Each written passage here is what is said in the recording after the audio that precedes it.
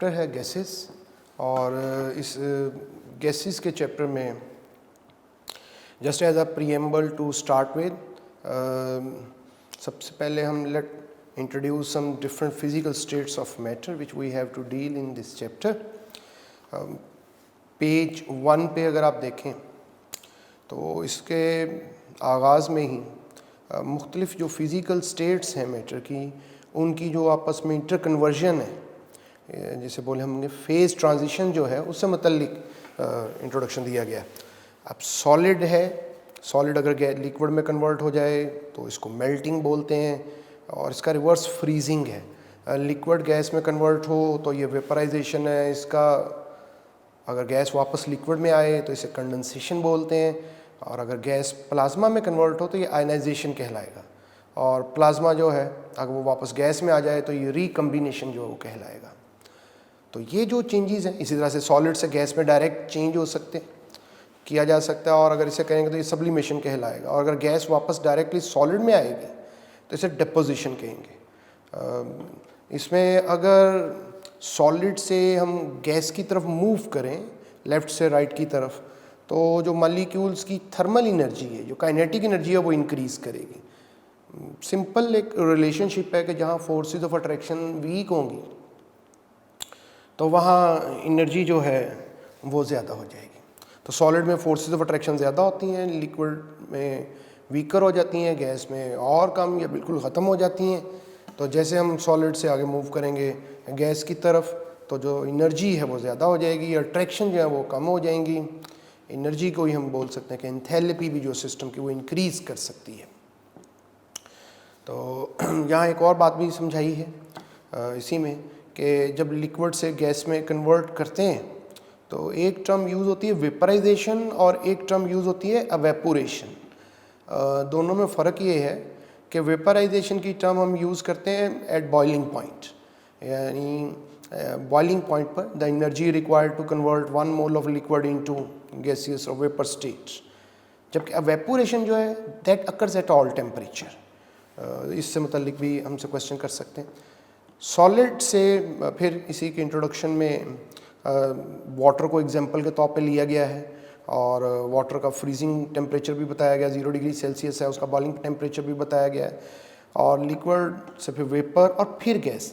इस स्टेटमेंट में वेपर और गैस में जो डिफरेंस है उसको क्लियर करने की कोशिश की है। वेपर जो है, वाटर का क्रिटिकल टेम्परेचर है 374 डिग्री सेल्सियस। तो जो वेपर है ये क्रिटिकल टेम्परेचर से बिलो टेम्परेचर पे एग्जिस्ट करते हैं, जबकि जो गैस है वो क्रिटिकल टेम्परेचर से अबव टेम्परेचर पे एग्जिस्ट करती है। तो ये फ़र्क है, यानी आप ये कह लें कि अगर आप किसी वेपर को लिक्विड में कन्वर्ट करना चाहते हैं तो आपको टेम्परेचर को चेंज नहीं करना पड़ता, आपको सिर्फ प्रेशर इंक्रीज़ करना पड़ता है। जबकि जब आप किसी गैस को लिक्विड में कन्वर्ट करना चाहते हैं तो हमें उसके लिए प्रेशर भी ज़्यादा करना पड़ता है और टेम्परेचर भी कम करना पड़ता है। तो वेपर और गैस में एक तो ये डिफरेंस। इसको आसान ऐसे भी कहा जा सकता है कि वेपर अपने क्रिटिकल टेम्परेचर से बिलो होते हैं, या ये कह लें कि गैसियस स्टेट किसी की वो फिज़िकल स्टेट है जो नेचुरली गैस है, जबकि वेपर्स जो हैं, यानी अगर कोई सब्सटेंस रूम टेम्परेचर पे लिक्विड या सॉलिड है और हम उसको गैस में कन्वर्ट कर रहे हैं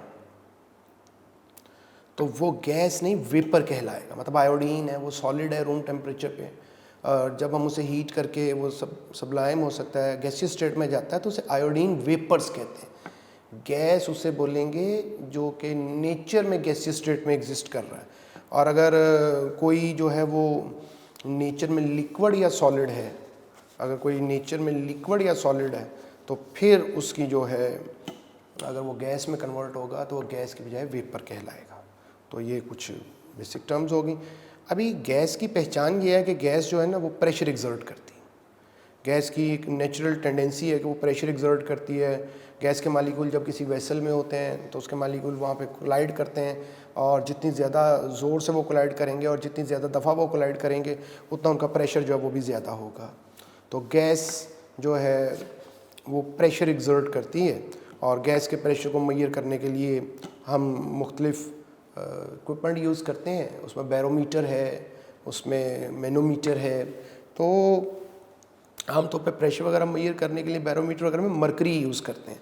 तो ये मरकरी क्यों यूज़ करते हैं, कुछ तो इसके बारे में। इसे मरकरी नॉन वेटिंग लिक्विड है, ग्लास के साथ वो चिपक नहीं जाती है, सब तरफ इक्वली प्रेशर एक्सर्ट करती है, ज़्यादा डेंस है और एक ही मेटल है जो कि लिक्विड स्टेट में है। क्वेश्चन अब देखो नीचे, गैस का जो प्रेशर है, जो स्टैंडर्ड प्रेशर है उसे हम समझते हैं 1 एटमॉस्फेरिक प्रेशर, यानी सी लेवल पे 0 डिग्री सेल्सियस पे गैस जो एटमॉस्फेयर है, जो गैसियस कवर है अर्थ के अराउंड तकरीबन को 1000 किलोमीटर अबव तक, तो ये जो गैसियस मिक्सचर है, ये जो प्रेशर एक्सर्ट करता है उसे कहते हैं एटमॉस्फेरिक प्रेशर। तो इसे 1 ATM कहते हैं। और ये जो 1 एटमॉस्फेरिक प्रेशर है, इसको अगर डिफरेंट यूनिट्स में लें, जैसे 1 किलोमीटर को हम मीटर में कहें तो वो 1000 मीटर बन जाएगा। तो ये जो 1 एटमॉस्फेयर है, ये 760 मिलीमीटर मरकरी के इक्वल होता है, मिलीमीटर मरकरी टॉर के भी इक्वलेंट होता है। तो ये 760 टॉर कहलाएगा, या 76 सेंटीमीटर मरकरी है, या 0.676 मीटर मरकरी है, 101325 न्यूटन पर मीटर्स के। ये सारे इसके यूनिट्स हैं। ये सब सी लेवल पर 0 डिग्री सेल्सियस पर एयर का प्रेशर है। अगर हम उससे पास्कल में बताएंगे तो 101325 पास्कल हो जाएगा। अगर हम किलो पास्कल में बताएंगे तो 101.325 हो जाएगा। मिली बार में बताएंगे तो 1013.25 मिली बार हो जाएगा। तो ये वैल्यूज़ हमें याद होनी चाहिए। क्वेश्चन इसका कैसे कर सकते हैं हमसे, देखो, standard atmospheric pressure refers to, अब ऑप्शन गिवन है हमारे पास कि जो स्टैंडर्ड एटमॉस्फेरिक प्रेशर है उसे कितना कंसिडर किया जाता है। तो एक ऑप्शन है 1.01 एटमॉस्फेयर, ए ऑप्शन। तो ये करेक्ट नहीं। उसकी वजह ये है कि जो स्टैंडर्ड प्रेशर है वो एग्जैक्टली 1 एटमॉस्फेयर लिया जाता है, बिल्कुल एग्जैक्ट 1 एटमॉस्फेयर, 1.01 नहीं। और बाकी वैल्यूज़ भी मतलब 1.01325 पास्कल है, इसकी वैल्यू ठीक नहीं। बी ऑप्शन में सी ऑप्शन करेक्ट है। अभी हम ऊपर देख के आए हैं, तो डी में 14.7 था, 1.47। तो ऐसे कभी वो यूनिट में थोड़ी चेंज कर देंगे, न्यूमेरिकल वैल्यू में चेंज कर देंगे, डेसिमल पॉइंट्स मूव कर देंगे।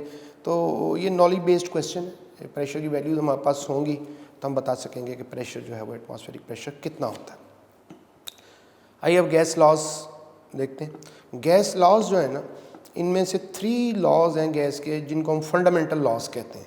अब वो हमारे पास बॉयल्स लॉ है, चार्ल्स लॉ है, एवोगैड्रोस लॉ है, और बाकी जो लॉज हैं वो है ड्राइव्ड लॉज, जैसे डाल्टन्स लॉ है, ग्राहम्स लॉ है।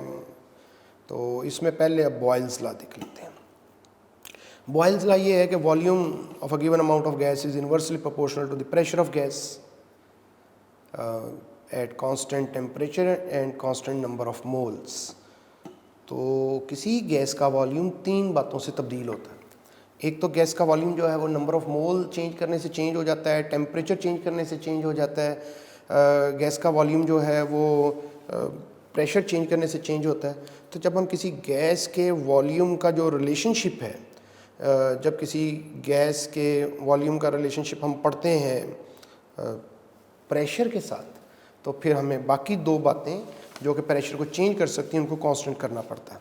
तो इसलिए बॉयल्स लॉ के लिए बॉयल्स लॉ अप्लाई तभी होगा जब नंबर ऑफ मोल्स और टेम्परेचर गैस के कांस्टेंट, मतलब एक गैस क्लोज कंटेनर में हमारे पास, उसमें जो गैस के नंबर ऑफ मोल्स है वो हम चेंज नहीं करेंगे, 1 है या ज़्यादा है। टेम्परेचर जिस पे गैस को रखा गया है, मेनटेन किया गया, वो टेम्परेचर हम चेंज नहीं करेंगे। हाँ, उसके बाद जब हम प्रेशर चेंज करेंगे तो वॉल्यूम चेंज होगा, और इस तरह से चेंज होगा कि वो एक दूसरे के इनवर्सली प्रोपोर्शनल है। और साइन ऑफ प्रोपोर्शनलिटी को ख़त्म करेंगे तो कांस्टेंट लग जाएगा, और ये हो जाएगा PV = K। तो यहाँ पे K के यूनिट्स भी बता दिए, ये पूछे जा सकते हैं, एटमॉस्फेयर × dm³, अगर स्टैंडर्ड लेंगे, या टॉर × cm³, या इसमें जॉल या न्यूटन पर मीटर। ये सब PV प्रेशर वॉल्यूम प्रोडक्ट के यूनिट्स हैं मुख्तलिफ सिस्टम्स के अंदर। बॉयल्स लॉ को ऐसे भी बताया जा सकता है, P1V1 = P2 V2 = K। इसके मीनिंग ये है कि अगर हम प्रेशर चेंज करेंगे तो वॉल्यूम भी चेंज होगा। तो प्रेशर चेंज करने से जब वॉल्यूम चेंज होगा, तो प्रेशर चेंज करने से वॉल्यूम इस तरह से चेंज होगा कि जो उसका प्रोडक्ट है वो कांस्टेंट रहेगा। यानी इसको ऐसे समझें, इसके MCQs ऐसे सॉल्व होते हैं कि अगर हम प्रेशर को 2 से मल्टीप्लाई कर रहे हैं यानी इंक्रीज़ कर रहे हैं तो वॉल्यूम 2 से डिवाइड हो जाएगा। प्रेशर को 3 से मल्टीप्लाई कर रहे हैं तो वॉल्यूम 3 से डिवाइड हो जाएगा। तो जिस फैक्टर से प्रेशर इंक्रीज़ करेगा वॉल्यूम उसी फैक्टर से डिक्रीज़ करेगा। दोनों एक दूसरे के इन्वर्सली प्रोपोर्शनल हैं। जिस रेशो, जिस परसेंटेज, जिस फैक्टर से प्रेशर को बढ़ाएंगे उसी फैक्टर से, उसी परसेंटेज में वॉल्यूम डिक्रीज़ करेगा। अभी इसके क्वेश्चन भी करेंगे। तो अब हम आप ग्राफिकल रिप्रेजेंटेशन होगी बॉयल्स लॉ की। तो इस पेज पे ये जो बॉयल्स लॉ की ग्राफिकल रिप्रेजेंटेशन है, तो इसका क्वेश्चन इस तरह से पूछा जा सकता है। कोई एक ग्राफ हमें वो बता देंगे और वो कहेंगे बताइए कि which graph represents Boyle's law, कि इसमें कौन सा ग्राफ है जो बॉयल्स लॉ को रिप्रेजेंट कर रहा है। तो अब अगर पहला ग्राफ देखें तो अगर प्रेशर और 1/वॉल्यूम में ग्राफ बनाएंगे तो हमारे पास एक स्ट्रेट लाइन आएगी। प्रेशर और इन्वर्स ऑफ वॉल्यूम क्यों आएगी? क्योंकि प्रेशर और इन्वर्स ऑफ वॉल्यूम एक दूसरे के डायरेक्टली प्रोपोर्शनल होते हैं, तो ये एक स्ट्रेट लाइन आएगी। हाँ, चूँकि इसमें टेम्परेचर को कांस्टेंट रखते हैं और अगर हम टेम्परेचर चेंज करेंगे तो तब ये what happen to the position of this line. तो फर्स्ट ग्राफ को अगर आप देखेंगे तो जैसे हम टेम्परेचर इंक्रीज़ करेंगे तो लाइन जो है that move from x axis, तो वाई एक्सिस के करीब हो जाएगी और एक्स एक्सिस से दूर हो जाएगी। तो जितना टेम्परेचर बढ़ाएंगे रहेगी तो स्ट्रेट लाइन ही ओरिजिन से ही पास करेगी, और लेकिन लाइन जो है वो that becomes closer to the vertical axis. इसी तरह से सेकंड ग्राफ देखें, अगर log ऑफ p और log ऑफ v में ग्राफ बनाएंगे तो then the shape of the graph will be like that, कि एक लाइन आएगी with a negative slope, line ऊपर से नीचे की तरफ आएगी। इसमें भी अगर मुख्तलिफ टेम्परेचर पे ग्राफ बनाएंगे T1 T2, तो T1 हायर टेम्परेचर है, तो हायर टेम्परेचर पे जो ये लाइन है ये ओरिजिन से दूर जा रही है, यानी एक्स एक्सिस से भी दूर जा रही है और वाई एक्सिस से भी दूर जा रही है। ये ग्राफ बुक में नहीं है। इसके बाद देखो थर्ड ग्राफ जो है, जो कि किसी गैस के आइडियल बिहेवियर को चेक करने के लिए यूज़ होता है। अगर हम प्रेशर वॉल्यूम प्रोडक्ट और प्रेशर में ग्राफ बनाएं, यानी एक क्लोज कंटेनर में गैस ले लें, उसके ऊपर टेम्परेचर को कांस्टेंट रख के प्रेशर चेंज करते जाएं, प्रेशर चेंज करते जाएंगे वॉल्यूम भी चेंज होगा, और प्रेशर को चेंज करने से वॉल्यूम इस तरह से चेंज होगा कि प्रेशर वॉल्यूम प्रोडक्ट चेंज नहीं होगा। तो ये लाइन जो है ना इस तरह से, इसको ऐसे बोलते हैं बाद दफ़ा MCQs में कि थर्ड ग्राफ की बात में कि the line is as abscissa, तो ये एक्स एक्सिस को बोलते हैं एब्सिसा, तो ये एक्स एक्सिस के पैरेलल लाइन आएगी। इसमें अगर हम टेम्परेचर इंक्रीज़ करेंगे तो again we get a straight line parallel to the X axis, लेकिन वो लाइन पहले से ऊपर बनेगी। लास्ट ग्राफ देखो इसका, कि अगर प्रेशर और वॉल्यूम में ग्राफ बनाएंगे तो वी गेट अ कर्व, और ये जो कर्व है इस शेप को बोलते हैं हाइपरबोला, तो हाइपरबोलिक शेप है इसलिए इसे हाइपरबोला ग्राफ भी कहते हैं, और इसी को आइसोथर्म भी कहते हैं। जब आइसोथर्म तो कोई भी रिलेशनशिप जो कांस्टेंट टेम्परेचर पे स्टडी किया जाएगा तो उसे बोलेंगे, तो ये आइसोथर्म भी है। What is isotherm? तो when a graph is plotted between pressure and volume at constant temperature, the hyperbolic graph we get is called isotherm. इसमें अगर हम टेम्परेचर इंक्रीज़ करेंगे तो हमारे पास वही हाइपरबोलिक ग्राफ ही आएगा, लेकिन हायर टेम्परेचर पे again the line moves away from the X axis, तो लाइन जो है ना वो एक्स एक्सिस ओरिजिन से दूर हो जाएगी, एक्स एक्सिस से भी दूर हो जाएगी और वाई एक्सिस से भी दूर हो जाएगी। इस ग्राफ को इस तरह से MCQs में पूछा जा सकता है कि जब डेल्टा P डिक्रीज़ करेगा, डेल्टा P इंक्रीज़ करेगा तो डेल्टा V डिक्रीज़ करेगा, यानी चेंज इन प्रेशर अगर इंक्रीज़ करेगा तो चेंज इन वॉल्यूम डिक्रीज़ करेगा। तो यानी एक तो ये ना कि प्रेशर इंक्रीज़ करेगा तो वॉल्यूम डिक्रीज़ करेगा, तो इस बात को ऐसे भी कहा जा सकता है कि अगर चेंज इन प्रेशर इंक्रीज़ करेगा तो चेंज इन वॉल्यूम जो वो डिक्रीज़ करेगा। आइए पेज नंबर 2 पे, तो पेज नंबर 2 पे बॉयल्स लॉ के दो क्वेश्चन हैं। एक क्वेश्चन ये है कि according to Boyle's law P v equals to K, the units of K are as that of, कि ये जो भी हम पीछे अभी हमने देखे कि के यूनिट्स क्या हो सकते हैं। यहाँ यूनिट्स नहीं पूछे, ये पूछा कि वो जो यूनिट्स हैं के वो किससे मैच करते हैं, क्या वो फोर्स के भी वही यूनिट हैं, पावर के भी वही यूनिट हैं, वर्क के हैं, मैस के हैं। तो इसको हम बताएंगे। याद रखो कि प्रेशर वॉल्यूम प्रोडक्ट जो है, any unit of product PV is considered at the unit of energy और वर्क। प्रेशर वॉल्यूम प्रोडक्ट जो होते हैं, इसको जब भी मल्टीप्लाई करेंगे तो यूनिट कुछ भी हो, जो भी हम बोले, चाहे हम बोले एटमॉस्फेयर इंटू जैसे metre cube, torr into centimetre cube, joule, newton into metre, ये सब एनर्जी के यूनिट होंगे। तो एनर्जी या वर्क, तो इसलिए इसका आंसर जो है ना वो चार्ली होगा। तो प्रेशर वॉल्यूम प्रोडक्ट के यूनिट जो हैं के गैस कांस्टेंट के, वो ऐसे ही हैं जैसे वर्क के हैं।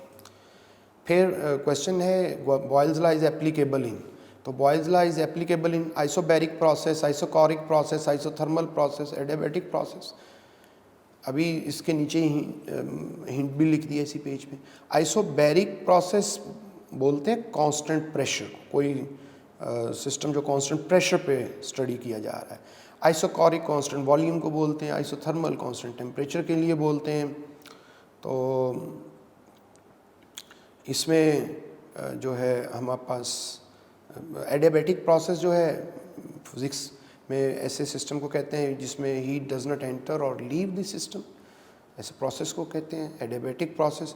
अब Boyle's law is applicable in, तो बॉयल्स लॉ किस में एप्लीकेबल होता है, तो उसके लिए आइसोथर्मल प्रोसेस हो, क्योंकि बॉयल्स लॉ में टेम्परेचर कांस्टेंट रखते हैं। अब अगर यहाँ बॉयल्स लॉ के जगह चार्ल्स लॉ बोल देते तो फिर यही ऑप्शन अल्फा हो जाती, क्योंकि आइसोबैरिक प्रोसेस जो कांस्टेंट प्रेशर पे होता है। चार्ल्स लॉ को देखिए, तो चार्ल्स लॉ जो है, चार्ल्स लॉ की 2 डेफिनेशन है। इसमें 2 तरह से चार्ल्स लॉ को हम पढ़ते हैं। एक हम ये कहते हैं कि Charles law on the basis of kelvin scale, और एक हम चार्ल्स लॉ को डिफाइन करते हैं on the basis of Celsius scale. देखिए ये 2 डेफिनेशन, इस 2 डेफिनेशन जो है इनके मीनिंग ये है कि ये जो चार्ल्स लॉ है, ये चार्ल्स लॉ जो कि वॉल्यूम और टेम्परेचर में गैस रिलेशनशिप को स्टडी करता है। तो एक तो volume is directly proportional to the absolute temperature, और you can say temperature in case of Celsius scale, provided pressure and number of moles are constant. यानी अगर हम नंबर ऑफ मोल्स और प्रेशर को कांस्टेंट रख दें तो फिर टेम्परेचर और वॉल्यूम जो हैं वो डायरेक्टली प्रोपोर्शनल होते हैं। तो ऐसी बात है कि 2 डेफिनेशन अलग अलग, इनमें फ़र्क क्या है। तो देखो जो Charles law on the basis of kelvin scale है, उससे भी हमें यही पता चलता है कि टेम्परेचर अगर इंक्रीज़ करेंगे तो वॉल्यूम इंक्रीज़ करेगा, टेम्परेचर डिक्रीज़ करेंगे तो वॉल्यूम डिक्रीज़ करेगा। और जो Charles law on the basis of Celsius scale है, सेम इज़ ट्रू है, यहाँ भी टेम्परेचर बढ़ाएंगे तो वॉल्यूम बढ़ेगा। अब जिस चीज़ में दोनों में फ़र्क है वो ये है कि Charles law on the basis of kelvin scale में टेम्परेचर को हम बोलते हैं एब्सोल्यूट टेम्परेचर, यानी केल्विन टेम्परेचर। तो अगर हम टेम्परेचर इंक्रीज़ करेंगे तो वॉल्यूम इंक्रीज़ करेगा, कितना इंक्रीज़ करेगा। जब हम ये बताना चाहते हैं कि टेम्परेचर बढ़ाने से वॉल्यूम कितना चेंज होगा, तो दोनों में फ़र्क हो जाता है। केल्विन स्केल में सिंपल ये है कि अगर टेम्परेचर केल्विन में है और हम केल्विन में टेम्परेचर चेंज कर रहे हैं, तो याद रखो इसके बहुत सारे MCQs इसी से ही सॉल्व होंगे कि केल्विन में टेम्परेचर को अगर डबल करोगे तो वॉल्यूम भी डबल हो जाएगा। केल्विन में टेम्परेचर अगर 3 टाइम कर दोगे तो वॉल्यूम भी 3 टाइम हो जाएगा। टेम्परेचर हाफ कर दोगे तो वॉल्यूम भी हाफ हो जाएगा। जो जैसे अभी बॉयल्स लॉ में बोल रहे थे, जिस फैक्टर से टेम्परेचर वेरी करेगा उसी फैक्टर से वॉल्यूम भी चेंज हो जाएगा। टेम्परेचर ज़्यादा तो वॉल्यूम भी ज़्यादा, लेकिन अगर वो डबल तो ये भी डबल, वो 3 टाइम तो ये भी 3 टाइम।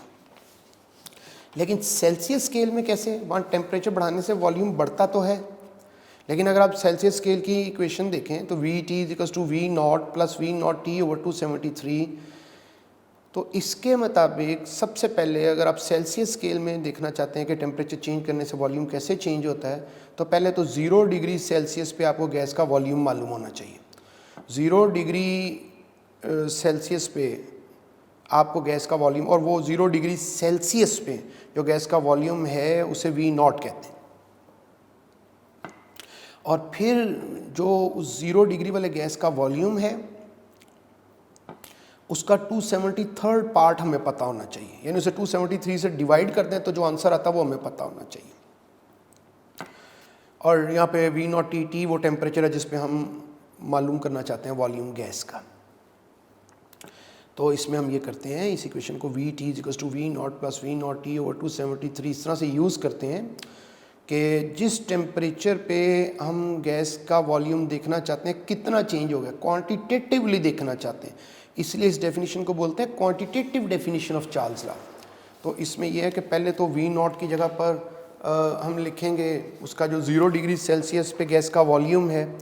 जब 0 डिग्री सेल्सियस पे गैस का जो वॉल्यूम है वो हम लिख लेंगे, तो फिर दोबारा V0 / 273, V0 पे फिर वही 0 डिग्री वाला वॉल्यूम लिखेंगे। और T जो है वो टेम्परेचर है। आप 10 डिग्री पे देखना चाहते हैं तो यहाँ 10 लिख दें, -10 पे देखना चाहते हैं यहाँ -10 लिख दें, और इसको सॉल्व करेंगे तो फिर हमें पता चलेगा कि सेल्सियस स्केल में टेम्परेचर चेंज करने से वॉल्यूम कितना चेंज होता है। सेल्सियस स्केल पे टेम्परेचर चेंज करने से, तो टेम्परेचर तो बढ़ाने से तो दोनों सूरतों में वॉल्यूम तो बढ़ ही गया है, लेकिन बात यह है कि सेल्सियस में ये रिलेशन इतना सिंपल नहीं है जैसे केल्विन में हमें नज़र आता है कि वहाँ टेम्परेचर डबल 3 टाइम हाफ या 1/3, तो वॉल्यूम भी डबल 3 टाइम हाफ और 1/3 हो जाएगा। यहाँ पे इस रिलेशनशिप को यूज़ करना पड़ेगा, और ये वाला रिलेशनशिप तभी यूज़ करना है, ये वाली इक्वेशन, जब आपको पहले 0 डिग्री पे उस गैस का वॉल्यूम मालूम हो और उसका वॉल्यूम का 273 मालूम हो, और फिर उसको इस रिलेशनशिप के ज़रिए से सॉल्व करेंगे। तो यानी कि टेम्परेचर बढ़ाने से वॉल्यूम तो बढ़ गया दोनों स्केल पे, लेकिन जो एक्सटेंट है कि मैग्नीट्यूड ऑफ वॉल्यूम का वो कितना बढ़ेगा वो दोनों स्केल पे अलग अलग है। तो इसलिए इसकी 2 डेफिनेशन है अलग से। अब इसकी ग्राफिकल इसी तरह से देख लो, अब वापस Charles law on the basis of kelvin scale है, तो volume is directly proportional to absolute temperature, वहाँ सिर्फ एब्सोल्यूट टेम्परेचर बोलते हैं।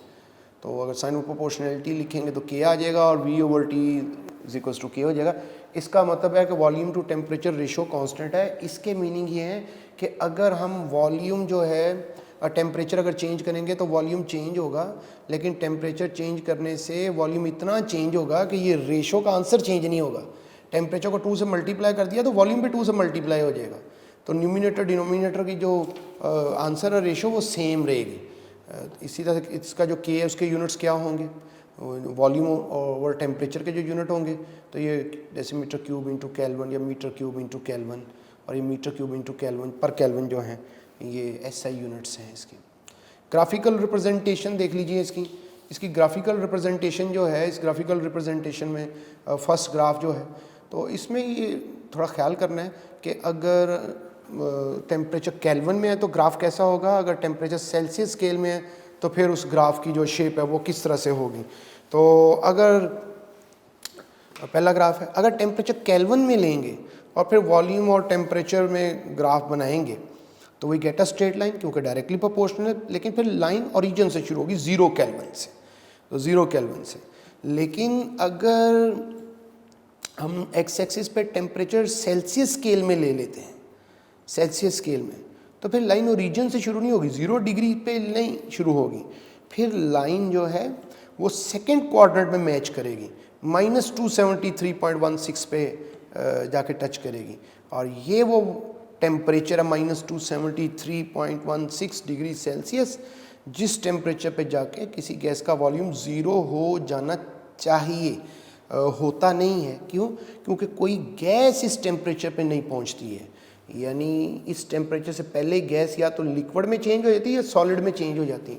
If gas remain as gas, अगर वो जो गैस है अगर वो गैस ही रहेगी, अगर वो जो गैस है अगर वो गैस ही रहेगी, तो और फिर वो अगर -273.16 टेम्परेचर पे आए तो फिर उस पे उसका वॉल्यूम 0 हो जाएगा। लेकिन इस टेम्परेचर पे कोई गैस पहुंचेगी नहीं, इससे पहले वो लिक्विफाई हो जाएगी। और जब वो लिक्विड में चेंज हो जाएगी गैस, तो फिर उस पर चार्ल्स लॉ अप्लाई नहीं होगा, क्योंकि चार्ल्स लॉ लिक्विड के लिए नहीं है, वो तो गैस के लिए है। तो ये शेप इस तरह से याद रखनी है कि अगर एक्स एक्सिस पे केल्विन है तो 0 केल्विन पे लाइन टच करेगी, 0 केल्विन पे। और अगर सेल्सियस है तो फिर लाइन -273.16 पे वो एक्स एक्सिस से जो है वो मैच करेगी। तो दोबारा थर्ड ग्राफ देखो कि अगर वॉल्यूम और टेम्परेचर में ग्राफ बनाएं, तो जब वॉल्यूम और टेम्परेचर में ग्राफ बनाएंगे तो वॉल्यूम और टेम्परेचर में ग्राफ बनाएंगे, स्ट्रेट लाइन आएगी। अब देखो चूँकि टेम्परेचर सेल्सियस में है तो लाइन ओरिजिन से नहीं शुरू की, लाइन ओरिजिन से थोड़ा ऊपर शुरू की है, तो इसमें ये एक स्ट्रेट लाइन आएगी। और अगर इसमें चूँकि प्रेशर कांस्टेंट रखते हैं और अगर हम प्रेशर वेरी करेंगे, यानी पहले गैस को हमने क्लोज कंटेनर में रखा है और टेम्परेचर चेंज करने से उसके वॉल्यूम में जो चेंज है वो नोट कर रहे हैं, और हमने P1 प्रेशर पे नोट की, और टेम्परेचर जब चेंज कर रहे हैं तो प्रेशर P1 ही मेंटेन किया। अगली दफ़ा एक्सपेरिमेंट को दोहराया और अब P2 प्रेशर पे गैस को मेंटेन करके फिर वॉल्यूम और टेम्परेचर में ग्राफ बनाया। उससे अगली दफ़ा P3 प्रेशर पे वॉल्यूम और टेम्परेचर में हमने ग्राफ बनाया। तो टेम्परेचर कांस्टेंट रखना है, एक दफ़ा P1 कांस्टेंट रखा, फिर P2 कांस्टेंट रखा, फिर P3 कांस्टेंट रखा, और ग्राफ को जो वो हमने स्टडी किया। तो जैसे अगर प्रेशर इंक्रीज करेंगे तो लाइन जो है ना वो पहले से लोअर पोजीशन पे बनेगी।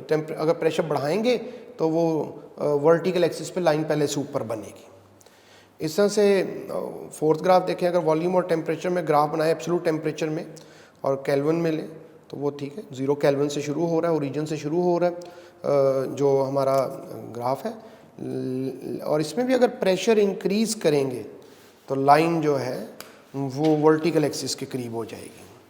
और अगर log ऑफ v और log और t में ग्राफ बनाएंगे तो हम इस तरह से ग्राफ गेट करेंगे, जो कि ओरिजिन से तो शुरू नहीं होगा और ये लाइन से। उसमें भी अगर प्रेशर बढ़ाएंगे तो प्रेशर बढ़ाने से ये हो जाएगा कि वहाँ पे P1 हायर प्रेशर है तो लाइन जो है एक्स एक्सिस के क्लोज हो जाएगी। तो ये ग्राफ बुक में नहीं है, इसको भी एक नज़र देख लें। आखिरी जो ग्राफ है इसमें volume to temperature ratio versus temperature लेंगे, क्योंकि प्रेशर कांस्टेंट रख के अगर टेम्परेचर चेंज करने से वॉल्यूम टू टेम्परेचर रेशियो लेंगे तो वो तो कांस्टेंट रहेगी, V/T K के इक्वल है। So we get straight line. इन टेम्परेचर बढ़ाते जा रहे हैं लेकिन जो वॉल्यूम और टेम्परेचर की रेशियो है वो चेंज नहीं होगी, वो उतनी ही रहेगी जितनी पहले थी। तो वॉल्यूम और टेम्परेचर की रेशियो जो वो सेम रहेगी। ये जो ग्राफ है तो इसमें वो पूछ सकते हैं कि चार्ल्स लास्ट ग्राफ को ऐसे भी कह सकते हैं कि कौन सा ग्राफ है, चार्ल्स लॉ में किन दो वेरिएबल्स के दरमियान ग्राफ बनाएं कि हमारे पास एक स्ट्रेट लाइन आए विद 0 स्लोप। तो ये जो इस तरह से जब straight line parallel to the X axis आती है तो इसकी स्लोप जो होती है वो 0 होती है। एवोगैड्रोज लॉ है, तो एवोगैड्रोज लॉ जो है volume is directly proportional to the number of moles और number of molecules at constant temperature and pressure. तो इसको ऐसे भी बोलते हैं कि equal volume of different gases at same temperature and pressure contain equal number of molecules, और equal number of molecules at same temperature pressure occupy same volume. यानी ये 4 बातें हैं जो आपस में रिलेट हो रही हैं, volume, number of molecules, temperature, pressure. Temperature pressure तो कांस्टेंट है। अब अगर हम मुख्तलिफ गैसेस के लिए, मतलब अलग अलग कंटेनर में मुख्तलिफ गैसेस हैं और वो सब एक ही टेम्परेचर और प्रेशर पे हैं, अगर हम सबके नंबर ऑफ मॉलिक्यूल एक जितने ले लेंगे तो सबका वॉल्यूम भी एक जितना हो जाएगा। अगर सबका वॉल्यूम एक जितना ले लेंगे तो सबके नंबर ऑफ मॉलिक्यूल भी एक जितने हो जाएंगे। 3 चीज़ें सेम कर देंगे तो चौथी बात भी सेम हो जाएगी। टेम्परेचर प्रेशर तो सेम करेंगे ही हम, तो अब अगर नंबर ऑफ मॉलिक्यूल भी सेम करेंगे तो वॉल्यूम भी सेम हो जाएगा। और टेम्परेचर प्रेशर कांस्टेंट करके अगर वॉल्यूम सेम करेंगे तो नंबर ऑफ मॉलिक्यूल सेम हो जाएंगे, और वाइस वर्सा। इसको भी ऐसे कह सकते हैं कि volume over number of moles और नंबर ऑफ मॉलिक्यूल्स, ये जो रेशो है ये कांस्टेंट रहती है। इसके यूनिट्स भी ऐसे ही बनेंगे, वॉल्यूम के dm³ पर मोल या m³ पर मोल। अब इसमें यहीं से मोलर वॉल्यूम की डेफिनेशन भी बनती कि 1 mole of any gas at constant temperature and pressure always has a volume of 22.414 dm cube. This is known as molar volume. तो मोलर वॉल्यूम 1 मोल गैस का वॉल्यूम है।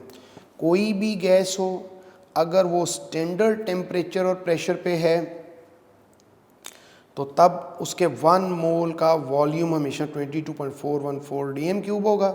अगर रूम टेम्परेचर प्रेशर या ऐसे नॉर्मल टेम्परेचर प्रेशर भी कहते हैं, तो तब उसका जो वॉल्यूम है वो 24 डीएम क्यूब होगा। तो दोनों ध्यान में रखने, एसटीपी बोलें या आरटीपी, आरटीपी को एनटीपी भी बोलते हैं, नॉर्मल टेम्परेचर प्रेशर या रूम टेम्परेचर प्रेशर। तो इसमें कोई भी गैस हो, उसका मैस कुछ भी हो, उसका साइज़ कुछ भी हो, उसका मोलर वॉल्यूम यही होगा। तो इस बात को समझाने के लिए कि ऐसा कैसे है, यानी कि साइज़ और जो मैसेज हैं गैस मालिक्यूल्स के, वो उसके वॉल्यूम को इफ़ेक्ट क्यों नहीं करते हैं। तो इफ़ेक्ट क्यों नहीं करते हैं, तो ये समझाने की कोशिश की है।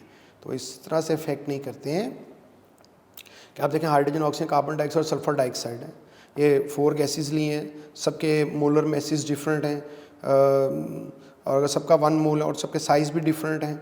हाइड्रोजन सबसे स्मॉलर साइज़ है, सल्फर डाइऑक्साइड का साइज़ सबसे लार्जर है। तो जब हम इसे किसी कंटेनर में रखते हैं जिसमें एक मूवेबल पिस्टन है, तो गैसेस जो है ना, ये हमेशा कोशिश करती हैं कि दे occupy all the volume available in the container.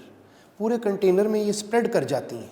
तो देखो इसमें ये होगा कि चाहे मालिक्यूल छोटे हैं चाहे बड़े हैं, वो उस कंटेनर में स्प्रेड कर गए हैं और पूरा वॉल्यूम ऑक्यूपाई कर लिया। तो जो कंटेनर का वॉल्यूम है वही उनका वॉल्यूम बन गया गैस का। तो लिहाजा साइज़ और मैसेस जो हैं गैसेस के, वो उनके वॉल्यूम को अफेक्ट नहीं करते हैं।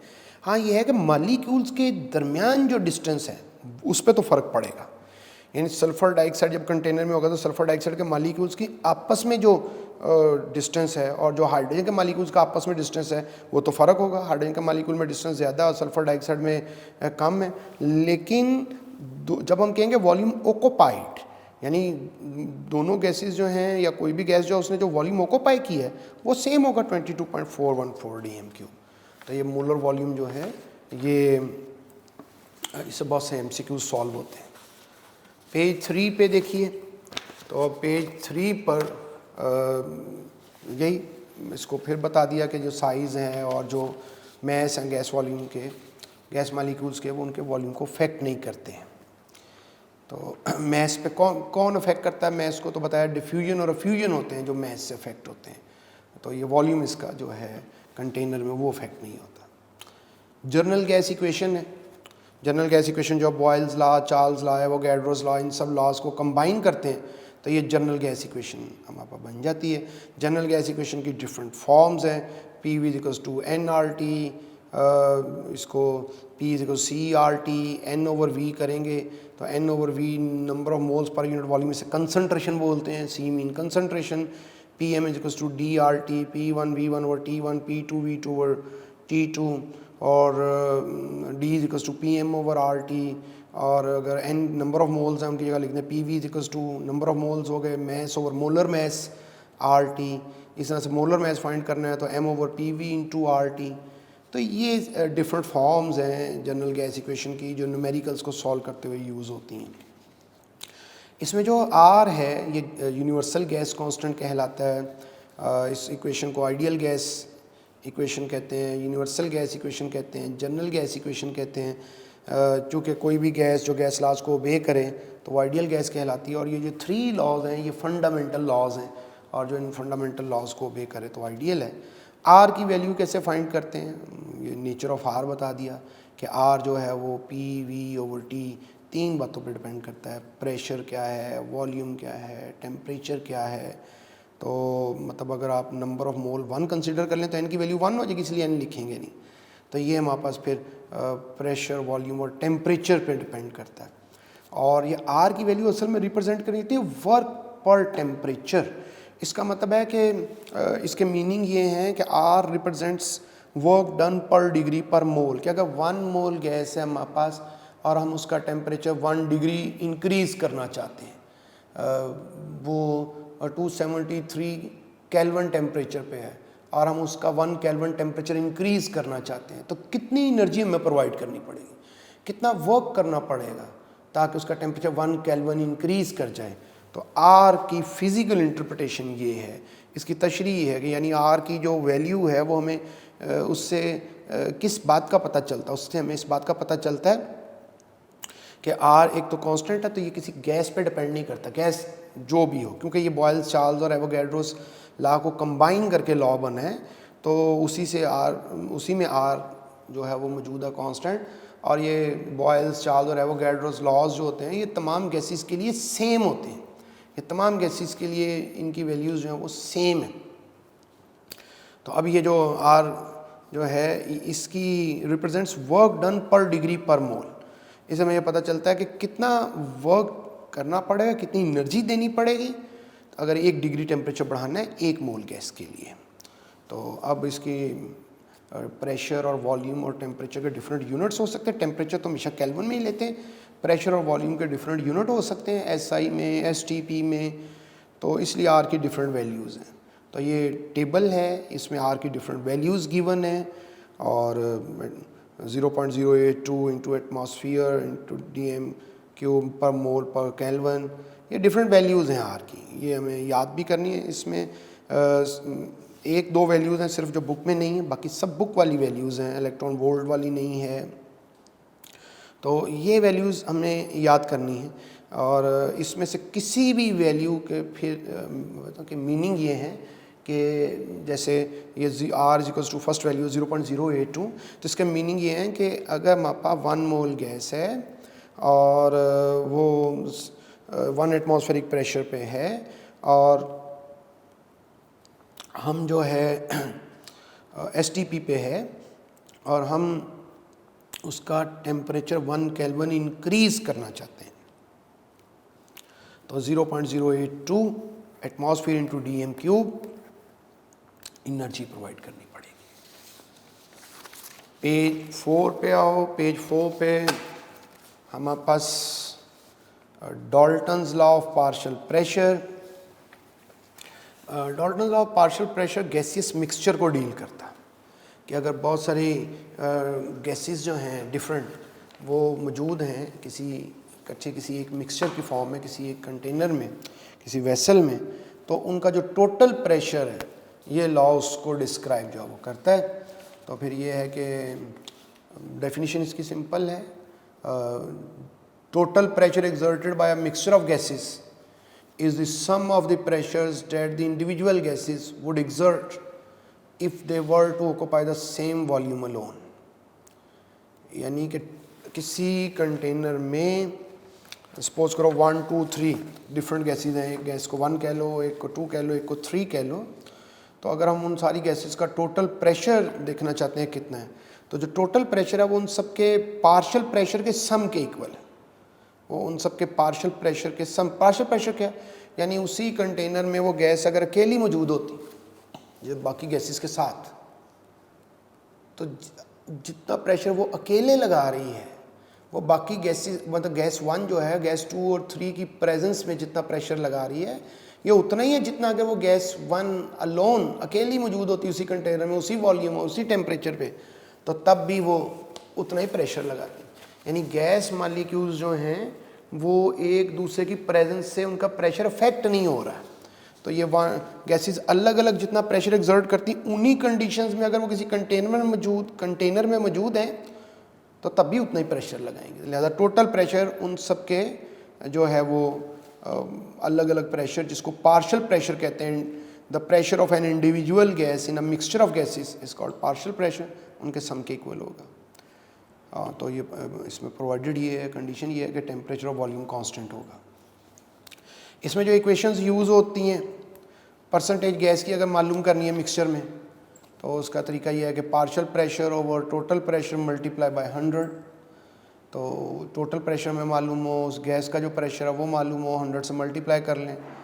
In terms of number of moles, अगर हमें नंबर ऑफ मोल्स पता है और प्रेशर नहीं पता है, तो पार्शियल प्रेशर गैस एक अगर मालूम करना है तो ए के नंबर ऑफ मोल्स मिक्सचर में कितने हैं, टोटल मोल कितने हैं, और मिक्सचर का जो टोटल प्रेशर है उससे मल्टीप्लाई करते हैं। और ये जो मोल्स हैं ए के ओवर टोटल मोल्स, इसे मोल फ्रैक्शन बोलते हैं और इसे एक्स से रिप्रेजेंट करते हैं। लिहाजा इसी इक्वेशन को ऐसे भी लिखा जा सकता है कि अगर किसी एक गैस का प्रेशर मालूम करना चाहते हैं तो वो इक्वल होगा total pressure into mole fraction of A, total pressure into mole fraction of A. तो इसको अगर मिक्सचर का इसको ऐसे भी लिख सकते हैं हम, अगर मिक्सचर का टोटल प्रेशर मालूम करना है तो जब मिक्सचर का टोटल प्रेशर हमने मालूम करना है तो मिक्सचर का टोटल प्रेशर जो मालूम करना है तो is equals to N T, total number of moles तमाम गैसेस के, आर जो गैस कांस्टेंट है, टी एब्सोल्यूट टेम्परेचर है, और वी जो है वो वॉल्यूम है वेसल का। तो ये इक्वेशंस हैं जो इसमें यूज़ होती हैं डाल्टन ऑफ पार्शियल प्रेशर में। और डाल्टन ऑफ पार्शियल प्रेशर में उसकी जो एप्लीकेशंस हैं उसमें भी उसका रिलेशनशिप है कि अगर कोई गैस है जिसे हम bye displacement over water collect कर रहे हैं, और जब कोई गैस एयर से लाइटर होती है तो तब हम उसको इस तरह से कलेक्ट करते हैं कि वाटर में से पास करते हैं और फिर कलेक्ट करते हैं। तो इसमें जो है ना अगर हम जो कोई गैस है और उस गैस को हम bye displacement over water collect कर रहे हैं तो उस गैस को जब कलेक्ट करेंगे सिलेंडर में तो वो गैस भी होगी और उसमें वाटर वेपर्स भी होंगे। तो अगर हम सिर्फ गैस का प्रेशर मालूम करना चाहते हैं तो जो प्रेशर हमने गैस को जब कलेक्ट किया सिलेंडर में तो वो गैस का जो टोटल प्रेशर होगा, जो ऑब्जर्व्ड प्रेशर है, उसमें से एक्वस टेंशन को माइनस करना पड़ेगा। ये वाटर वेपर्स के प्रेशर को कहते हैं। तो ये जो वाटर वेपर्स का प्रेशर है ये उसमें से माइनस करेंगे तो फिर ये जो है ना हमारे पास ड्राई गैस का प्रेशर आ जाएगा। इसमें इम्पॉर्टेंट बात ये याद रखनी है कि डाल्टन्स लॉ जो है ना ये एप्लीकेबल है नॉन रिएक्टिंग गैसेस के लिए। जितने भी लॉज हैं हमारे सिलेबस में उनमें सब गैस के फिज़िकल बिहेवियर को ही डिस्कस करते हैं, तो कोई भी गैस की केमिकल प्रॉपर्टीज़ को स्टडी नहीं करता है। तो इसमें फिर इस तरह से है कि अगर कोई गैस जो है वो आपस में केमिकली रिएक्ट कर जाएगी तो ये लॉ जो है ना ये उस पर अप्लाई नहीं होगा। तो अभी इन case of gases at different pressure, एक और जो बुक से ज़्यादा बात है तो कुछ एग्जांपल भी दे दी कि कौन सी गैसेस हैं जो कि आपस में केमिकली रिएक्ट कर सकती हैं। NO है, ऑक्सीजन है, कार्बन मोनोऑक्साइड है, नाइट्रोजन है, तो कार्बन मोनोऑक्साइड और क्लोरीन है, अमोनिया, HCl है। तो ये वो पेयर हैं गैसेस के जो कि आपस में अगर ये ऑप्शन आएगी तो ये केमिकली रिएक्ट कर जाती हैं। इन पर Dalton law of partial pressure फिर एप्लीकेबल नहीं होगा। इन case of gases at different pressure, अब अगर हमारे पास गैसेस हैं, मिक्सचर है गैसेस का, वो कहते हैं गैस ए है वो उसका प्रेशर ये था उसका वॉल्यूम ये था, मतलब गैस ए का कोई प्रेशर है 2 एटमॉस्फेयर, वॉल्यूम 1 dm³ है, और एक गैस बी है वो अलग कंटेनर में है और उसका प्रेशर गैस 1 के प्रेशर से मुख्तलिफ है, उसके वॉल्यूम से मुख्तलिफ है, और वो हमें कहते हैं कि हम इन दोनों को कंबाइन कर देते हैं। अब बताइए इनका टोटल प्रेशर कैसे है। तो जो फिर अगर हमने प्रेशर मालूम करना हो, ये जो लेवल के स्टूडेंट्स हैं कैम्ब्रिज वगैरह के, तो वो ये इस तरह की प्रॉब्लम सॉल्व करते हैं। तो एहतियातन ये हम इसको कर रहे हैं। इसमें फिर टोटल प्रेशर मालूम करना हो तो फिर ऐसे करते हैं P1 V1 plus P2 V2 over V1 plus V2। तो गैस 1 का जो प्रेशर है, गैस 1 का जो वॉल्यूम है, गैस 2 का प्रेशर, उसका वॉल्यूम ऐड करते हैं और टोटल वॉल्यूम से डिवाइड कर देते हैं।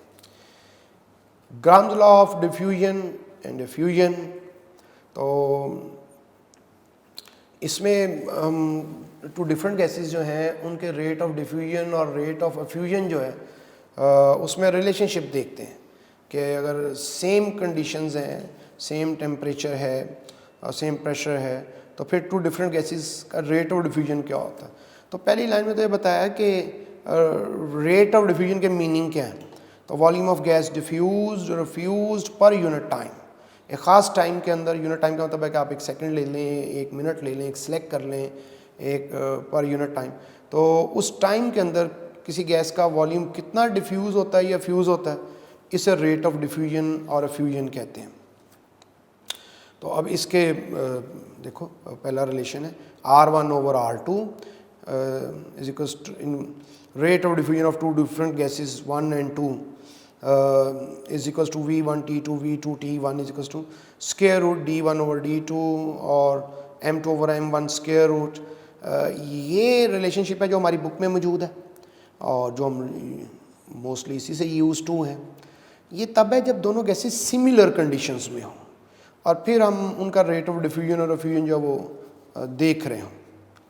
इसमें ये V1 T1 वाला रिलेशनशिप जो है, ये V1 और V2 जो है ना, ये वॉल्यूम है diffused in time T1 and T2 के T1 टाइम में और T2 टाइम के V1 वॉल्यूम डिफ्यूज़ हुआ है T1 टाइम में और V2 वॉल्यूम है गैस का जो डिफ्यूज़ हुआ है T2 टाइम के अंदर। तो फिर रिलेशनशिप कैसे बनेगा? तो ये बाद में हमसे पूछ लेते हैं कि वॉल्यूम डिफ्यूज्ड और volume of gas second diffuse या टाइम, तो ये वहाँ यूज़ होगा। लेकिन ये इक्वेशन तब यूज़ होगी जब दोनों गैसेस सिमिलर कंडीशंस में मौजूद होंगी। अब अगर इस थोड़ी बुक से ज़्यादा बात थोड़ी सी कि इसमें दोनों गैसेस अगर सिमिलर कंडीशंस में नहीं होंगी तो फिर सिंपल है, R1 over R2 is equals to P1 D2 P2 D1 square root. यानी अगर उनका प्रेशर डिफरेंट है और टेम्परेचर सेम है तो वो जो ऊपर हम पढ़ के आए ना D2 ओवर D1, D2 को P1 से मल्टीप्लाई कर दो, D1 को P2 से मल्टीप्लाई कर दो। और इस तरह से M2 M1 है तो उनको M2 को P1 यानी गैस 1 के प्रेशर से और M1 को गैस 2 के प्रेशर से हम मल्टीप्लाई करके इसका स्क्वायर रूट ले लेंगे।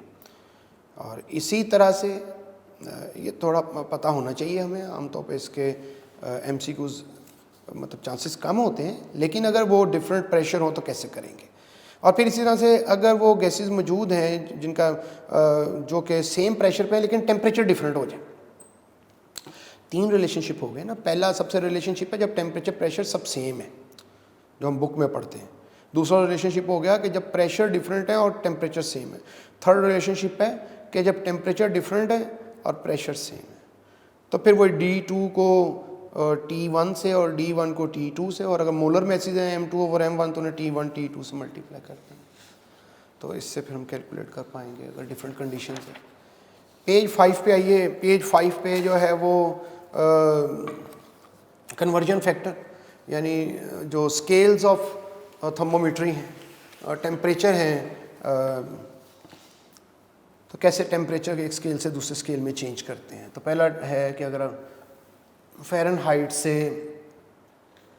आप जाना चाहते हैं सेल्सियस में, या सेल्सियस में फ़ारेनहाइट में जाना चाहते हैं, तो कैसे आप इसमें कन्वर्ट करेंगे। दूसरा है टेम्परेचर से सेल्सियस या सेल्सियस से केल्विन में चेंज करने के लिए, केल्विन से सेल्सियस, सेल्सियस से केल्विन में चेंज करने के लिए। इसके बाद जनाब काइनेटिक थ्योरी ऑफ गैसेस यानी काइनेटिक गैस इक्वेशन जिसे हम कहते हैं, PV equals to 1/3 mNc square bar.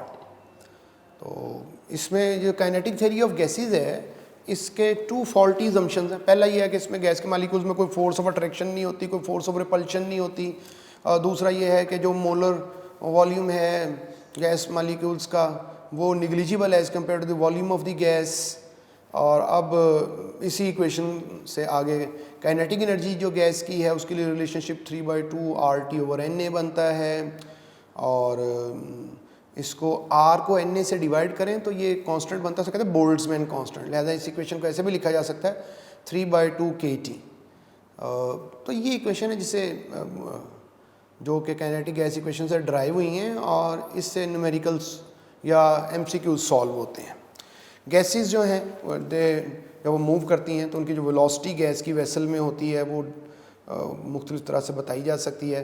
Root mean square velocity है, एवरेज वेलोसिटी है, मोस्ट प्रोबेबल वेलोसिटी है। तो ये इनकी जो फार्मूलाई हैं वो ये है। रूट मीन स्क्वायर वेलोसिटी जो है वो 3RT over M, 3RV over M, 3P over D, ये तीनों तरह से लिखा जा सकता है इसे। Average velocity 8RT over M होती है। Most probable velocity 2RT over M है। इन वेलोसिटीज़ में रेशो क्या है सबसे ज़्यादा, अगर इनको आपस में कंपैरिजन करें तो वेलोसिटी रेशो जो है सबसे ज़्यादा रूट मीन स्क्वायर वेलोसिटी की है, फिर एवरेज वेलोसिटी की है, फिर मोस्ट प्रोबेबल वेलोसिटी की है। इनके फार्मूला हमें पता होने चाहिए। अब आइए liquefaction of gases. Liquefaction of gases जो है, इस लिक्विफिकेशन ऑफ गैसेस में किसी गैस को अगर हमने लिक्विड में चेंज करना है तो हमें उसका टेम्परेचर भी चेंज करना पड़ता है और उसका प्रेशर भी चेंज करना पड़ता है। सबसे पहले टेम्परेचर कम करना पड़ता है वो टेम्परेचर जिस पे जाके अगर प्रेशर इंक्रीज़ करेंगे और गैस लिक्विड में चेंज हो जाएगी, उसको बोलते हैं क्रिटिकल टेम्परेचर। अगर कोई गैस अपने क्रिटिकल टेम्परेचर पर है या उससे कम टेम्परेचर पे है तो फिर प्रेशर इंक्रीज़ करेंगे तो तब उसका जो वॉल्यूम है तब वो गैस लिक्विड में चेंज होगी। अगर वो गैस अपने क्रिटिकल टेम्परेचर से अबव टेम्परेचर पे है, अगर वो गैस अपने क्रिटिकल टेम्परेचर से अबव टेम्परेचर पे है तो फिर जितना मर्जी प्रेशर बढ़ा लें वो गैस लिक्विफाई नहीं होगी, वो गैस लिक्विफाई नहीं होगी। तो ये जो और वो जो क्रिटिकल टेम्परेचर है वो किस गैस का ज़्यादा होता है, किस गैस का कम होता है। जिस गैस के मालिक्यूल्स में फोर्सेस ऑफ अट्रैक्शन ज़्यादा होंगी उसका क्रिटिकल टेम्परेचर भी ज़्यादा होगा। जिस गैस के मालिक्यूल्स में फोर्सेस ऑफ अट्रैक्शन ज़्यादा हैं उसको लिक्विफाई करना आसान है, उसका क्रिटिकल टेम्परेचर भी ज़्यादा से कन्फ्यूजन हो सकती हाई होगा।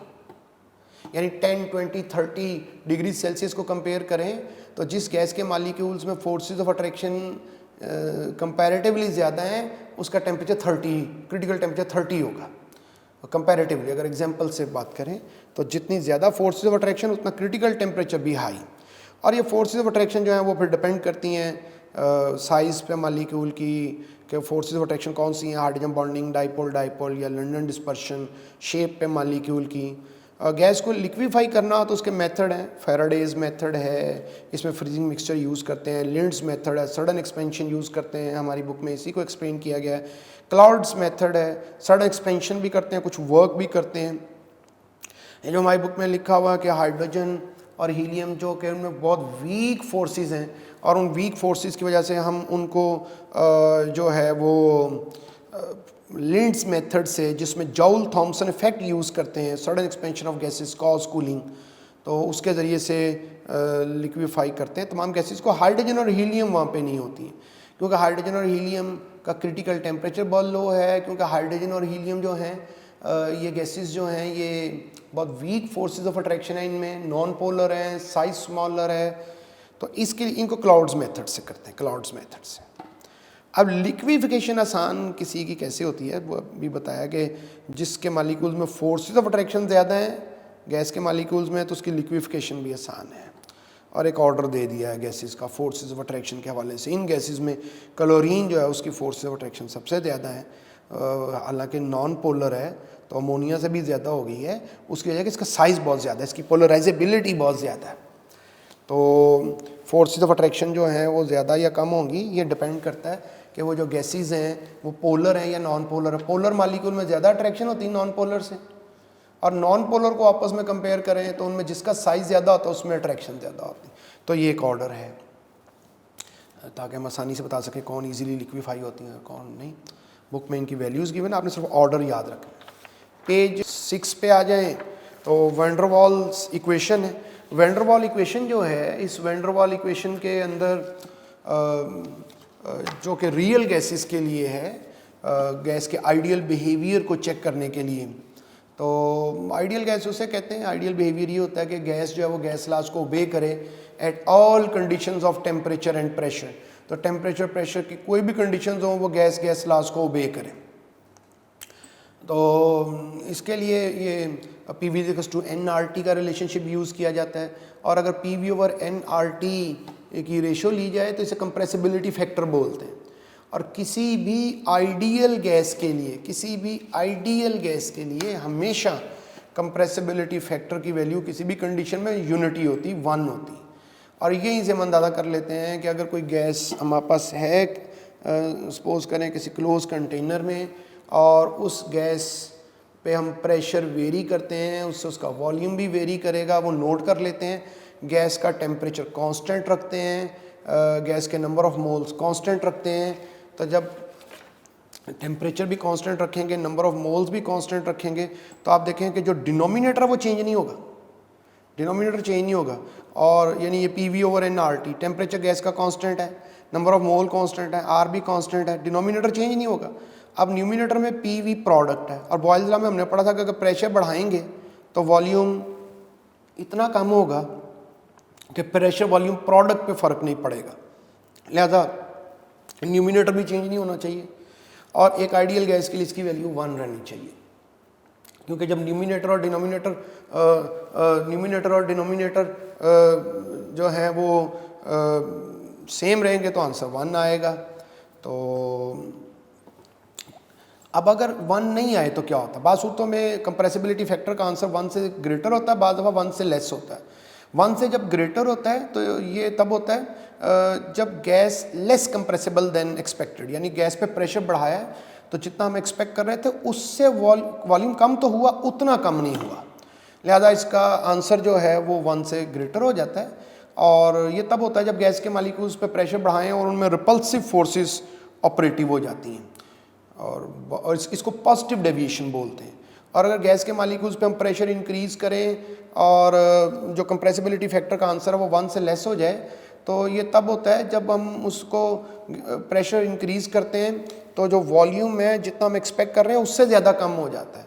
ये तब होगा जब अट्रैक्टिव फोर्सेस उसमें ऑपरेट करेंगी, तो इसमें फिर इसे नेगेटिव डेविएशन बोलते हैं।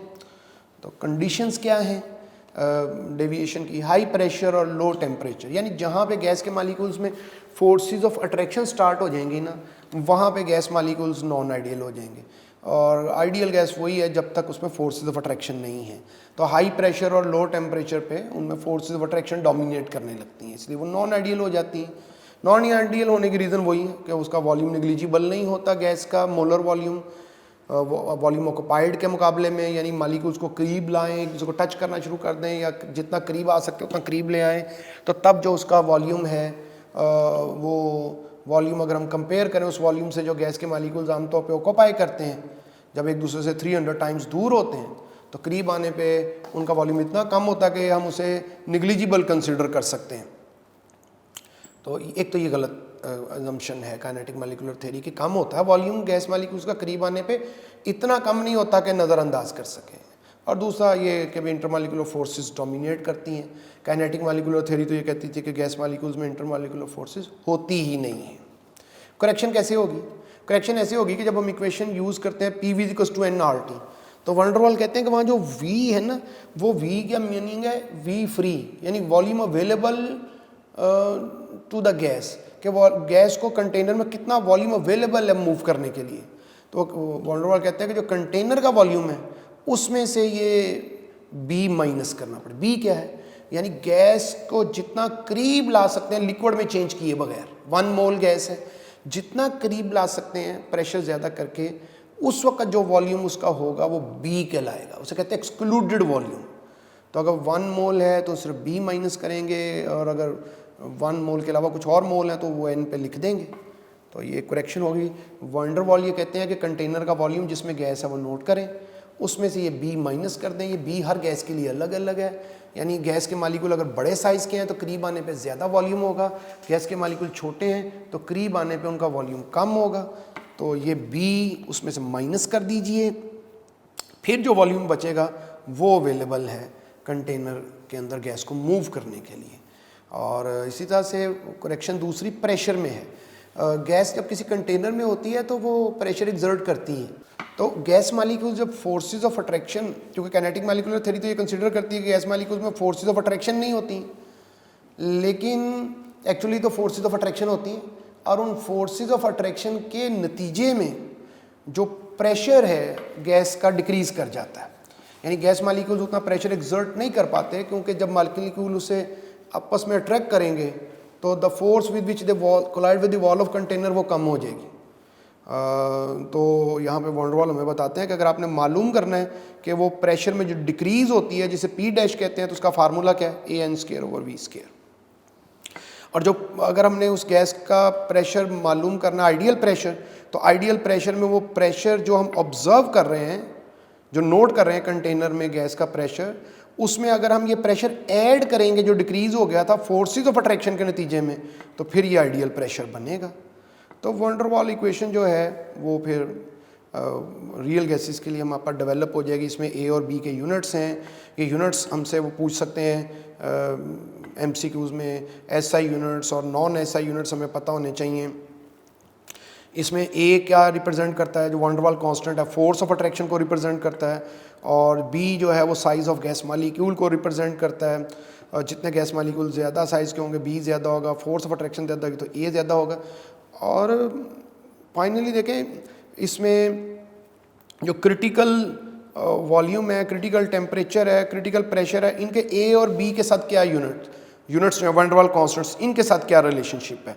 तो ये जो है यहाँ पे ये यूज़ तो नहीं होता हमारी बुक में, लेकिन एक रिलेशनशिप बताया कि ये क्रिटिकल टेम्परेचर, क्रिटिकल प्रेशर और वॉल्यूम ये वैन डर वाल कांस्टेंट्स के साथ कैसे जो है वो रिलेट होते हैं। आज अभी हमने गैसेस जो है इसके चैप्टर में जो इम्पोर्टेंट लॉज हैं, जो डेरिवेशंस हैं, जो कांस्टेंट की वैल्यूज़ हैं, we have glimpses of those values and concepts.